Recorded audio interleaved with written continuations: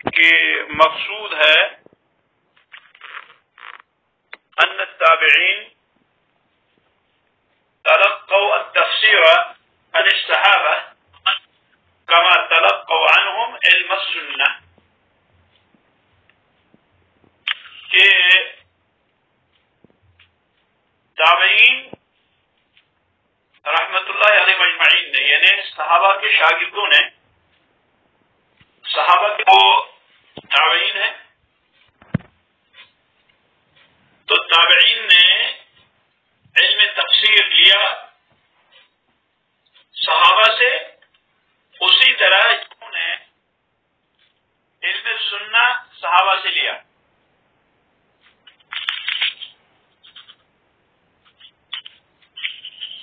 گرچہ وَإِنْ كَانُوا قَدْ يَتَكَلَّمُونَ فِي بَعْضِ ذَلِكَ بِالِاسْتِنباط،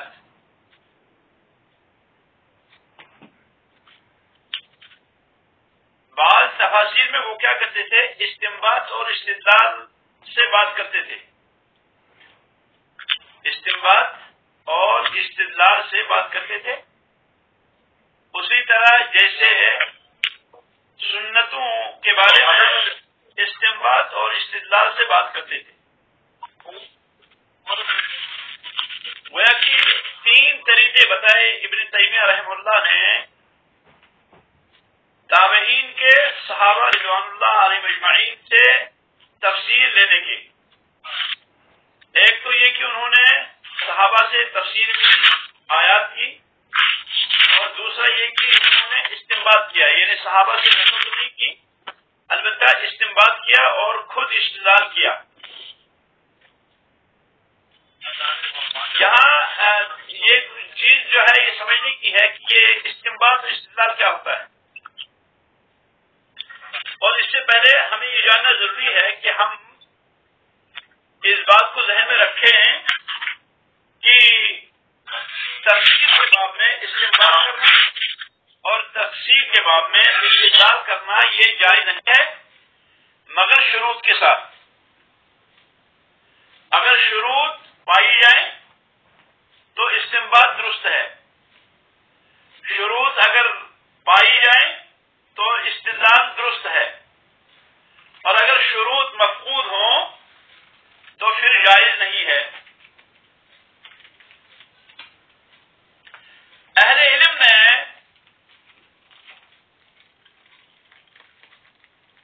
شروط کو کئی نقاط میں بیان کیا ہے۔ اہل علم نے استنباط کی استدلال کی شروط کو کئی نقاط میں جمع کیا ہے۔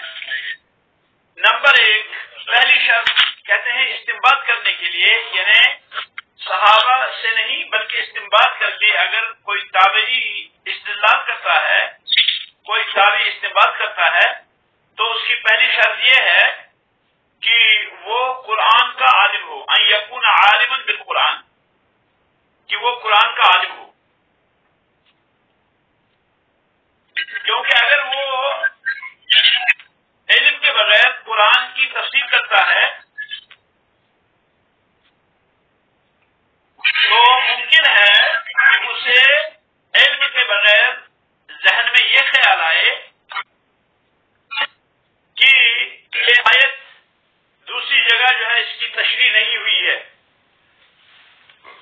اگر وہ علم جانتا ہے، قرآن کا اس کو علم ہے، تو ہے کہ آیت یہاں پر کیا ہے، مجمل ہے، دوسری جگہ مفصل ہے، یا یہاں پر آیت جو ہے وہ مطلق ہے اور دوسری جگہ مقید ہے۔ یہ اسی صورت میں ممکن ہوگا جب وہ شخص کیا ہے، وہ شخص جب استدلال کرے، وہ شخص جب علم جانتا ہو قرآن کا۔ تو قرآن کا عالم ہونا کیا ہے، قرآن کا عالم ہونا یہ پہلی شرط ہے۔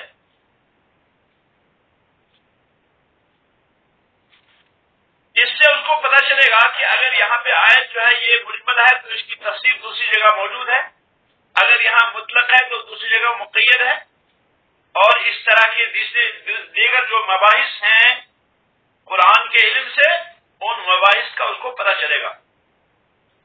تو استنباط کے لیے پہلی شرط جو ہے وہ ہے قرآن کا عالم ہونا، قرآن کا جاننے والا ہونا۔ جاننے والا ہونا یہاں حافظ کی بات نہیں ہے، الا اگر حافظ بھی ہے اور پھر عالم بھی ہے تو فبہا و نعمت،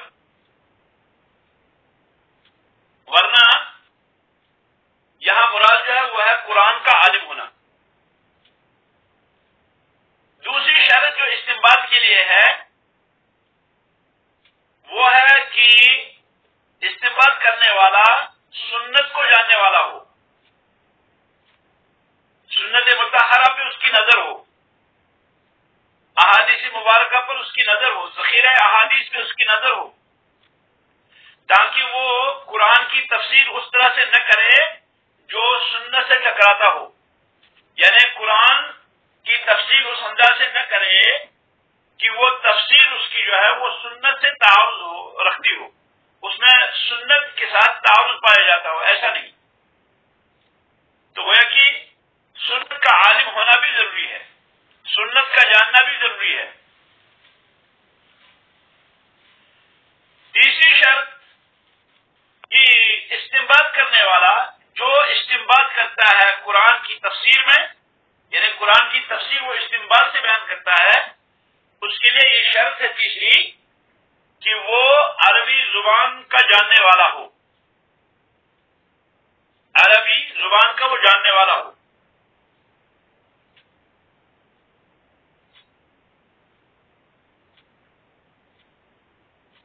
کیونکہ اگر وہ عربی زبان کا جاننے والا ہوگا تو اس کے لیے ممکن ہے استنباط کرنا، اور اگر وہ عربی زبان کا جاننے والا نہ ہو، مفردات میں یا اس کی بلاغت میں یا اس قسم کے دوسرے علوم میں، تو تفسیر میں نقص ہوگا۔ جتنا وہ ان علوم سے بے بہرا ہو، عربی علوم سے بے بہرا ہو، اتنا زیادہ تفسیر کے اندر نقص ہوگا۔ تو گویا کہ تیسری شرط جو ہے استنباط کے لیے وہ یہ ہے کہ استنباط کرنے والا جو قرآن کی تفسیر میں استنباط کرتا ہے وہ عربی زبان کا جاننے والا بھی ہو۔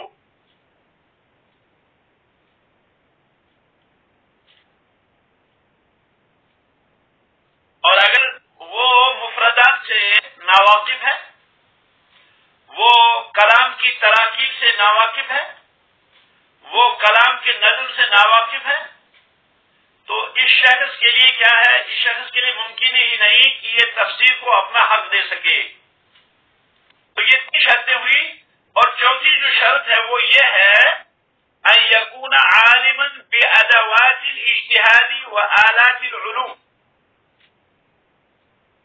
کہ یہ استنباط کرنے والا جو قرآن کی تفسیر میں استنباط کرتا ہے وہ اجتہاد کے آلات کو اور علوم کے آلات کو جاننے والا ہو، اجتہاد کے ادوات، اجتہاد کے ضوابط اور علوم کے آلات کو جاننے والا ہو۔ یہ کیا چیزیں ہیں؟ ادوات اجتہاد اور آلات علوم کیا ہیں؟ اس میں علماء نے جو بیان کیا وہ بیان کیا انہوں نے اصول فقہ، اصول اللغہ اور اصول حدیث۔ اصول فقہ کا وہ جاننے والا ہو، وہ اصول لغہ کا جاننے والا ہو، وہ اصول حدیث کا جاننے والا ہو۔ اصول فقہ کی اس میں کیا ضرورت ہے بھائی؟ اصول فقہ کی تفسیر میں کیا ضرورت ہے؟ تو اس کی ضرورت یہ ہے کہ اس میں تفسیر کے جو اصول کے قواعد ہیں، یعنی اصول تفسیر کے جو قواعد ہیں ان کی اس میں تقریر ہے، یعنی ان میں اس میں اس کا اثبات ہے، اس میں اصول تفسیر کے قواعد کو جو ہے ثابت کیا گیا ہے، اصول تفسیر کے قواعد کو اصول فقہ میں بیان کیا گیا ہے۔ اور اصول لغہ کیوں بھائی؟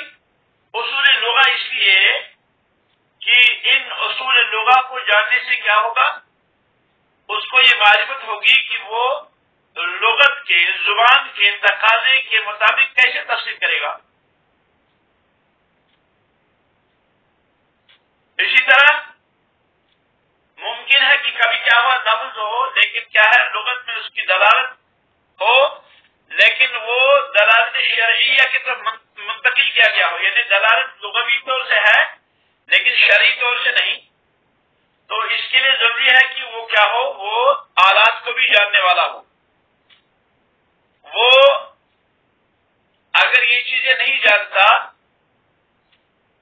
اگر اصول لغہ کے حقائق کی ترتیب کا اسے علم نہیں ہے، اصول لغہ میں ترتیب کے حقائق کی ترتیب کا وہ اسے علم نہیں ہے، چاہے وہ اصول لغہ لغوی ہوں یا وہ اصول عرفی ہوں یا وہ اصول شرعی ہوں، اگر وہ نہیں جانتا تو اس سے ضرور خطا سرزد ہوگی تفسیر کے باب میں، یعنی تفسیر کے باب میں یہ خطا کرے گا اگر اسے اصول لغہ کا پتہ نہ ہو،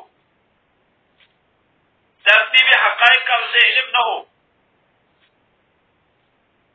اسی طرح سے اصول لغہ میں اشتقاق وغیرہ جو مسائل ہیں، اگر اس پہ اس کی نظر نہ ہو تو وہ خطا کرے گا، وہ غلطی کرے گا تفسیر کرنے میں، وہ خطا کرے گا استنباط کرنے میں۔ جب استنباط کرنے میں اس سے خطا ہو جائے تو ظاہر سی بات ہے کہ تفسیر میں بھی اس سے خطا ہوگی۔ اصول حدیث کا جاننا کیوں ضروری ہے؟ اصول حدیث کا جاننا کیوں ضروری ہے؟ تو اصول حدیث کا جاننا اس لیے ضروری ہے کہ صحابہ سے منقول صحیح بات کیا ہے اور غلط بات کیا ہے، اس سے اسے پتہ چلے گا اصول حدیث جان کر۔ اگر اسے ان چیزوں کا پتہ نہیں ہے، اصول حدیث کا پتہ نہیں ہے، تو ممکن ہے کہ وہ غلطی کرے۔ اس کی ایک مثال ہے، مشہور ایک عالم ہیں فیروز آبادی، صاحب قاموس، انہوں نے کتاب لکھی قاموس، فیروز آبادی۔ علماء نے فیروز آبادی کو تفسیر میں ابن عباس رضی اللہ تعالیٰ عنہ سے جمع کردہ ایک کتاب کے بارے میں ان کو غلط کہا۔ انہوں نے کہا علماء نے کہ انہوں نے فیروز آبادی نے اس کتاب میں غلطی کی۔ یہ تفسیر جو ہے، اس تفسیر کا نام انہوں نے رکھا تنویر المقیاس من تفسیر ابن عباس۔ علامہ فیروز آبادی نے، صاحب قاموس نے ایک کتاب لکھی، کتاب کا نام رکھا تنویر المقیاس من تفسیر ابن عباس، اور انہوں نے اس کتاب کے اندر تفسیر کے باب میں بہت ہی ضعیف ترین روایات کو جمع کیا، اور مروی کن سے ہے وہ روایت؟ ابن عباس سے۔ ابن عباس سے سدی صغیر محمد بن مروان، سدی، امام سدی رحمت اللہ علیہ، امام سدی کے طریق سے ابن عباس سے انہوں نے اس میں بہت سی ضعیف روایات کو جمع کیا۔ انہوں نے کلبی سے روایت کیا، اور انہوں نے ابو سعید سے روایت کیا، یا پھر انہوں نے ابو صالح عن ابن عباس روایت کی ہے۔ سدی نے جو اپنی سندیں بیان کی اس میں انہوں نے جو ہے کلبی اور پھر عن الکلبی عن ابی سعید یا پھر عن ابی صالح عن ابن عباس روایات لائی ہیں، لیکن یہ روایات جو ہیں چاہے عن الکلبی عن ابی سعید ہوں یا چاہے ابو صالح عن ابن عباس ہوں، یہ ساری کی ساری روایات جو ہیں یہ کیا ہے؟ یہ ضعیف ترین روایات ہیں جو ابن عباس رضی اللہ عنہ سے مروی ہیں۔ تو چونکہ فیروز آبادی کو اصول حدیث کا علم نہیں تھا، اور اصول حدیث کا علم نہ ہونے کی وجہ سے کیا ہوا، اسی طرح سے ان کو سندوں کے ثابت کرنے کی کیفیت کا علم نہیں تھا، تو اس لیے وہ کیا ہے، اس سے بے خبر رہے، اور پھر انہوں نے ابن عباس رضی اللہ تعالیٰ عنہ کی طرف ایسی روایات کو منسوخ کیا جو ابن عباس سے مروی ہے ہی نہیں۔ تو گویا کہ اصول حدیث کا جاننا بھی ضروری ہے تاکہ صحیح اور ضعیف کی تمیز ہو سکے۔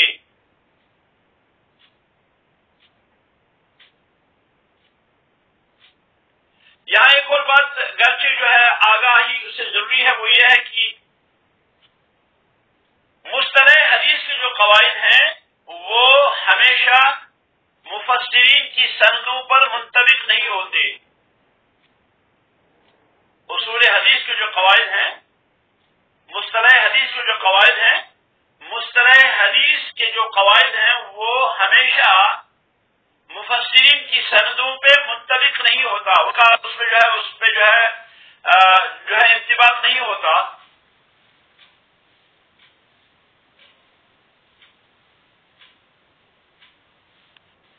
بہت سے معاصر علماء تفسیر کی سندوں میں نقد کرتے ہیں، اور نقد کرنے کا جو ان کا انداز ہے وہ ہے حدیث کی اسانید میں نقد کا. جیسے حدیث کی سندوں میں نقد وہ کرتے ہیں، اسی طرح وہ تفسیر کی سندوں میں نقد کرتے ہیں. بہت سے لوگ ہیں جو ابن جریر رحمۃ اللہ علیہ، ابن کثیر رحمۃ اللہ علیہ، امام بغوی رحمہ اللہ، بلکہ ابن ابی حاتم وغیرہ جیسے جلیل القدر مفسرین پر تعجب کرتے ہیں کہ انہوں نے تفاسیر میں صحابہ اور تابعین سے ایسی روایتیں لائی ہیں جو کہ مصطلح حدیث کے طریقے پہ ہیں، لیکن ہے وہ ضعیف. ضعیف جو ہے وہ مصطلح حدیث کے طریقے پہ ہیں کہ جسے مفسرین نے اعتماد کیا تو مفسرین کے نزدیک وہ کیا ہے، مفسرین کے نزدیک اصول تفسیر کے اعتبار سے وہ کیا ہے، وہ صحیح ہے، لیکن مصطلح حدیث کے اعتبار سے وہ کیا ہے، مصطلح حدیث کے اعتبار سے وہ ضعیف ہیں. اس کی ایک مثال یہ ہے سدی کی حدیث. صاحب تفسیر امام سدی رحمت اللہ علیہ، ان کی حدیث وہ اپنی استنباط سے تفسیر کرتے ہیں، استنباط سے، صحابہ سے نقل نہیں کرتے، استنباط سے کرتے ہیں، اور وہ غیر سے بھی نقل کرتے ہیں اس روایت کو. وہ غیر سے اس تفسیر کو روایت کرتے ہیں. وہ غیر کون ہے؟ وہ ہیں اسباد بن نصر. اسباد بن نصر السدی، اور اسباد بن نصر السدی جو ہے ان میں کلام ہے محدثین کے نزدیک، بلکہ بعض لوگوں نے ان کو ضعیف کہا، بلکہ امام مسلم رحمۃ اللہ علیہ پر بعض لوگوں نے ان کی حدیث لانے پر تنقید کی ہے. تو وہ کہتے ہیں حاضر اسناد حسن، امام سدی کہتے ہیں حاضر اسناد حسن، اور کبھی وہ کہتے ہیں حاضر ضعیف. یہ جو سند ہے، جس سند سے انہوں نے استدلال کیا، یہ سند علماء کے نزدیک، علماء تفسیر کے نزدیک اجود ترین یعنی بہت ہی عمدہ سند ہے.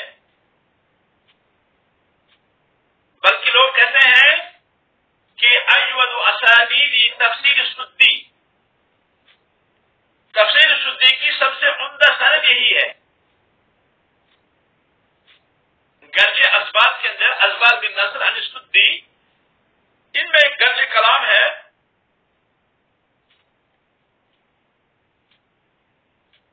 تو وہ کہ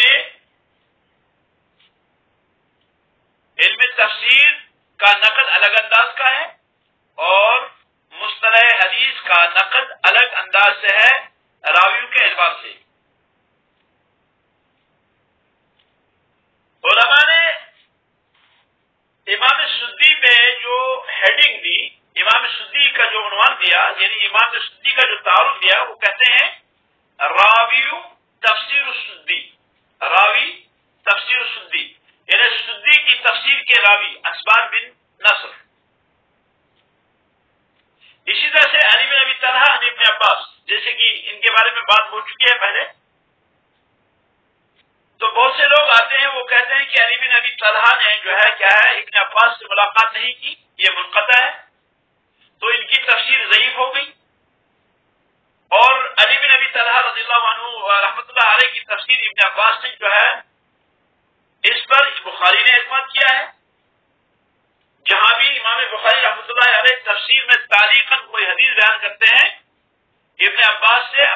کے اندر، تو یہ امام بخاری کا اعتماد ہے علی بن ابی طلحہ کی تفسیر پر. لیکن یہ لوگ کیا کہتے ہیں؟ یہ لوگ کہتے ہیں تفسیر ضعیف. یہ تفسیر جو ہے یہ ضعیف ہے کیونکہ علی بن ابی طلحہ نے ابن عباس سے ملاقات نہیں کی. جیسے کہ میں نے کل بتایا تھا کہ پچھلے درس میں بتایا تھا کہ حافظ ابن حجر عسقلانی رحمۃ اللہ علیہ نے فرمایا کہ یہاں واسطہ جو ہے علی بن ابی طلحہ اور ابن عباس رضی اللہ تعالیٰ عنہ کے درمیان جو ہے وہ ہے امام مجاہد بن جبر رحمۃ اللہ علیہ. اور یہ کہ علی بن ابی طلحہ نے یہ تفسیر جو ہے یہ لکھی ہوئی پائی، یعنی ویادہ. تو کہنے کا مقصد یہ کہ اہل الحدیث کا ہر قاعدہ مفسرین کی سند پر متفق نہیں کیا جائے گا، بلکہ مفسرین کا اپنی خصوصیات ہیں جسے متحققین جو ہے پہچانتے ہیں. ہاں یہ بات صحیح ہے کہ اصول حدیث، مصطلح حدیث، اس کا تطبیق جو ہے اس کی ہوگی مفسرین کی سندوں پر اس حد تک کہ روات کے بارے میں جو ہے جانچ پرکھ کی جائے، لیکن علی اطلاق نہیں. جو قواعد اصول حدیث کے ہیں وہ قواعد اصول تفسیر نہیں ہیں. کبھی ایسا بھی ہوتا ہے کہ ضعیف ہے محدثین کے طریقے پر. اگر محدثین سے ہم روایت کریں تو سند کیا ہے؟ سند ضعیف ہوگی، لیکن شرف کی وجہ سے اس سند کو ذکر کیا جاتا ہے. یعنی سند کے اندر روات جتنے ہیں یہ سارے ضعیف ہیں. محدثین کے طریقے کے مطابق یہ کیا ہے؟ یہ سند ضعیف ہے، لیکن اس کے باوجود اس سند کو ذکر کیا جاتا ہے بطور تبرک، بطور شرف. مثال کے طور پر مشہور سند ابن عباس کی رضی اللہ عنہ جس میں یہ آتا ہے حدثنی ابی عن جدی عن عمی عن ابی عن جدی عن ابن عباس رضی اللہ عنہ. راوی کہتے ہیں حدثنی ابی، میرے والد نے مجھے حدیث بیان کی، عن جدی میرے دادا سے، عن عمی انہوں نے اپنے چچا سے، عن ابی انہوں نے اپنے والد سے، عن جدی انہوں نے اپنے دادا سے، عن ابن عباس انہوں نے ابن عباس سے رضی اللہ تعالی عنہما. تو ابن جریر میں یہ تفسیر سند جو ہے بہت زیادہ آتی ہے، بہت زیادہ آتی ہے. تو یہ جو سند جو ہے اس کے روات جو ہیں یہ ضعیف ہیں کیونکہ بعض ان میں جو ہے وہ مجہول ہیں اور بعض جو ہے وہ غیر معروف ہیں. البتہ علماء نے اس سند کا اعتماد کیا ہے کیونکہ یہاں پر اس سند کا ذکر کرنا جو ہے یہ شرف کے طور پر ہے، کیونکہ یہ خاندان نبوت سے ہیں، چونکہ یہ روات جو ہیں یہ نبی علیہ السلام کے خاندان سے ہیں، تو لہذا اس لیے انہوں نے اس سند کو ذکر کیا ہے. اور اس میں تفصیل ہے جس میں ابھی جانے کی ہمیں ضرورت نہیں ہے. مقصد یہ ہے کہ راوی کا شرف روایت کے ذریعے نبی اور یہ کہ انہوں نے آپ نے جو ہے تفسیر کو روایت کیا، اس میں جو ہے غیر کی سکھا ہے غیر سکھا ہے، تو ان لوگوں نے مفسرین نے یہ روایتیں لی اور انہوں نے خوب لی. تو اس طرح سے گویا کہ ہم جو آلات کا علم ہونا بھی ضروری ہے استنباط کے لیے، یعنی استنباط جو ہے وہ کرے گا جو قرآن کا عالم ہو، جو سنت کا عالم ہو اور جو اصول کا عالم ہو. اسی طرح سے استنباط کی شروط میں سے ایک شرط یہ ہے کہ وہ کیا ہو؟ اللہ رب العالمین کی توحید کو جاننے والا ہو، اللہ رب العالمین کی توحید کو جاننے والا ہو، اللہ رب العالمین کی توحید الوہیت، توحید ربوبیت اور توحید اسماء و صفات جاننے والا ہو. اگر وہ توحید سے جاہل ہے تو اس کے لیے جائز نہیں ہے کہ وہ تفسیر کرے. گویا کہ یہ بھی شرط ہے استنباط کے لیے. اب اگر کوئی ایسا کرتا ہے یعنی اس کو توحید کا علم تو ہے نہیں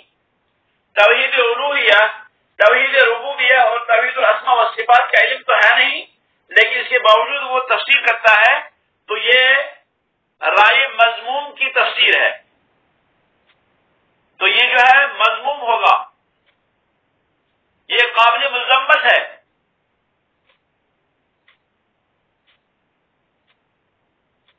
اسی لیے بدعتیوں کی جو تفاسیر ہو، بدعتیوں کی جو تفاسیر ہیں جس میں آیات صفات یعنی اللہ رب العالمین کی صفات کی تفسیر کی گئی ہے، یا جس میں اللہ رب العالمین کی توحید کی تفسیر کی گئی ہے، تو بدعتیوں کی تفاسیر کو رائے مذموم کہا گیا ہے، یعنی اس کو کہتے ہیں رائے مذموم، قابل مذمت رائے، کیونکہ ان کو توحید کا علم نہیں ہے، کیونکہ ان کو توحید الوہیت کا علم نہیں ہے، توحید اسماء و صفات کا علم نہیں ہے، ان کو توحید ربوبیت کا علم نہیں ہے۔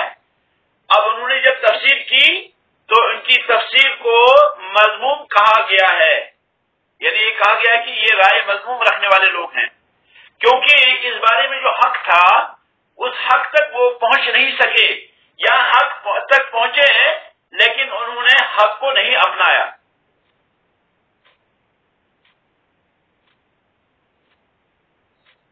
ان شروط کے علاوہ بعض علماء نے ایک اور شرط رکھی ہے استنباط کرنے والے کے لیے، یعنی جو قرآن کی آیت سے جو تفسیر میں استنباط کرے اس کے لیے ایک اور شرط رکھی ہے، اور وہ ہے کہ العلم باحوال المشرکین و احوال العرب،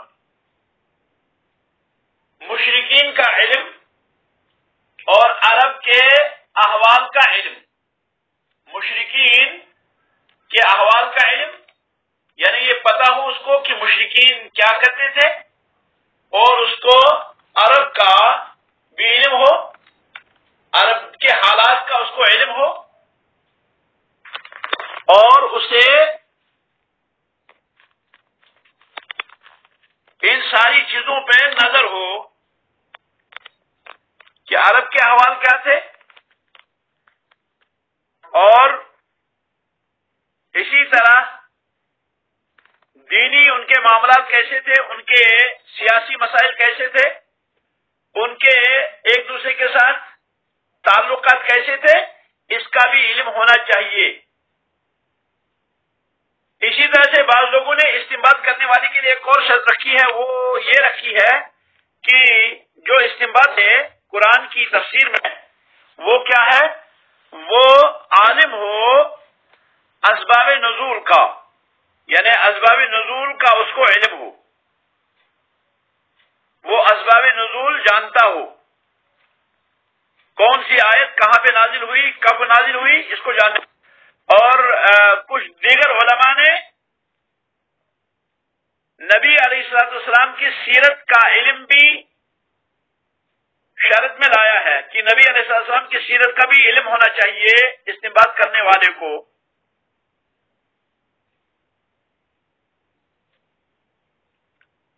تابعین نے اجتہاد کیا، صحابہ نے اجتہاد کیا، کیونکہ یہ ساری چیزیں ان کے اندر پائی جاتی تھی، تو صحابہ کا اجتہاد، تابعین کا اجتہاد جو ہے یہ مقبول اجتہاد تھا، گرچہ ان میں سے بعض لوگوں نے اجتہاد کیا دلیل کے بغیر یا برہان کے بغیر، بعض نے،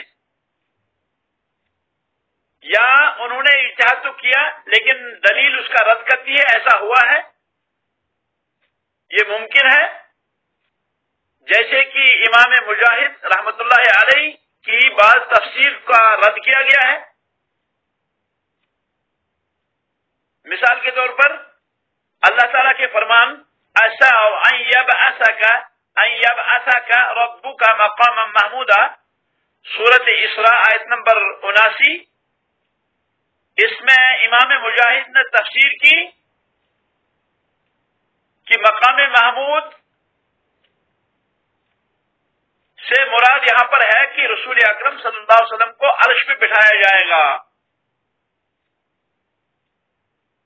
امام مجاہد نے عسى ان يبعثك ربك مقاما محمودا کی تفسیر میں فرمایا کہ اس کی تفسیر یہ ہے کہ رسول اکرم صلی اللہ علیہ وسلم کو مقام محمود میں یعنی عرش پہ بٹھایا جائے گا قیامت کے دن.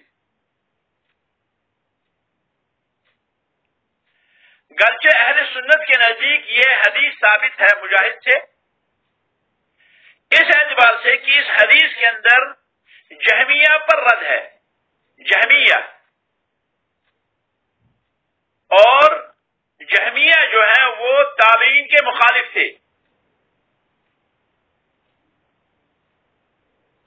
کیونکہ یہ توحیدی مسئلہ ہے کہ جہمیہ کا کیا مسئلہ ہے، وہ عرش کے بارے میں کیا کہتے ہیں، وہ عرش پہ اللہ رب العالمین کے بارے میں کیا کہتے ہیں کہ اللہ رب العالمین عرش پہ ہے یا نہیں ہے. یہ جو ہے توحید کا مسئلہ ہے اور جہمیہ اس کے مخالفین ہیں. تو یہ حدیث جو ہے یہ ان سے ثابت ہے، یعنی امام مجاہد سے رحمت اللہ علیہ، کیونکہ اس میں رد ہے اہل تجہم سے جہمیہ والوں پر، اور جہمیہ والے جو ہیں وہ تابعین کے مخالف تھے. البتہ تفسیر کے اندر یہ خصوصیت یہ جو ہے یہ مروی نہیں ہے مجاہد مگر مجاہد سے صرف، یعنی یہ عرش پہ بٹھایا جائے گا یہ صرف مجاہد سے مروی ہے بس، یعنی امام مجاہد نے اسے کسی اور سے روایت نہیں کیا.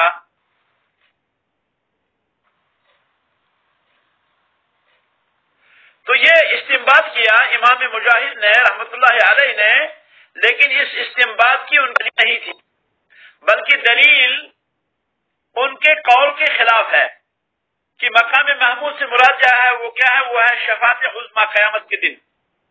یعنی قیامت کے دن رسول اکرم صلی اللہ علیہ وسلم شفاعت عظمی کریں گے. شفاعت کبریٰ جو رسول اکرم صلی اللہ علیہ وسلم کا حق ہے، جو اللہ تعالی نے آپ کو عطا کی ہے، تو یہ جو ہے یہ کیا ہے، یہ مقام محمود ہوگا اور اس پہ رسول اکرم صلی اللہ علیہ وسلم کو جو ہے اٹھایا جائے گا. تو امام سدی کی یہ تفسیر جو ہے، یہ استنباط جو ہے یہ کیا ہے، یہ درست نہیں ہے، یہ اس کو رد کیا گیا ہے. اسی لیے ہم کہیں گے کہ اجتہاد اور استنباط بہت سے صحابہ کا رضوان اللہ علیہم اجمعین اور ان کے بعد تابعین کا جو ہے، تابعین کا یا صحابہ کا جو اجتہاد ہو، یہ سارا کا سارا اجتہاد جو ہے یہ جائز نہیں ہے مگر شروط کے ساتھ. اگر شروط نہیں پائی جاتی ہیں اس اجتہاد کے اندر، اگر شروط نہیں پائی جاتی اس استنباط کے اندر، اگر شروط نہیں پائی جاتی اس اجتہاد کے اندر، تو یہ جو ہے یہ کیا ہوگا، پھر یہ تفسیر بالرائے ہوگا، یہ تفسیر بالرائے ہوگا. اور تفسیر بالرائے جو ہے یہ کیا ہے، یہ مذموم ہے، تفسیر بالرائے مذموم ہے.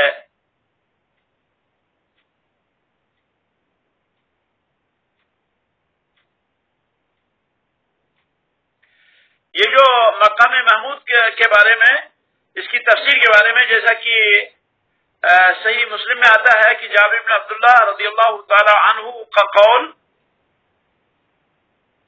کہ آپ نے یزید فقیہ سے کہا، یزید الفقیہ سے کہا اتقرأ القرآن، کیا آپ قرآن پڑھتے ہو؟ تو انہوں نے کہا ہاں. فرمایا کیا تم نے محمد الرسول اللہ صلی اللہ علیہ وسلم کے مقام کے بارے میں سنا، یعنی اس مقام کے بارے میں جس میں اللہ رب العالمین قیامت کے دن ان کو اٹھائے گا؟ تو انہوں نے کہا ہاں. فرمایا پس وہ مقام محمد ہے، مقام محمود، کہ اللہ رب العالمین جس سے چاہے گا اسے جہنم سے نکالے گا، یعنی شفاعت کبریٰ. تو شفاعت کبریٰ یہ جو ہے کیا ہے، یہ مروی ہے صحیح مسلم کی حدیث میں 191 اور 320 حدیث ہے. ابن حجر رحمۃ اللہ علیہ فتح الباری میں کہتے ہیں کہ جمہور اس بات پہ ہیں کہ مراد جو ہے وہ شفاعت ہے. امام واحدی جو ہے بہت بڑے مفسر گزرے ہیں، امام واحدی نے مبالغہ کیا اس بارے میں. وہ کہتے ہیں کہ اس میں اجماع ہے، اور پھر انہوں نے مجاہد سے جو مروی روایت ہے اس کو من گھڑت کہا، اس کو صحیح نہیں کہا۔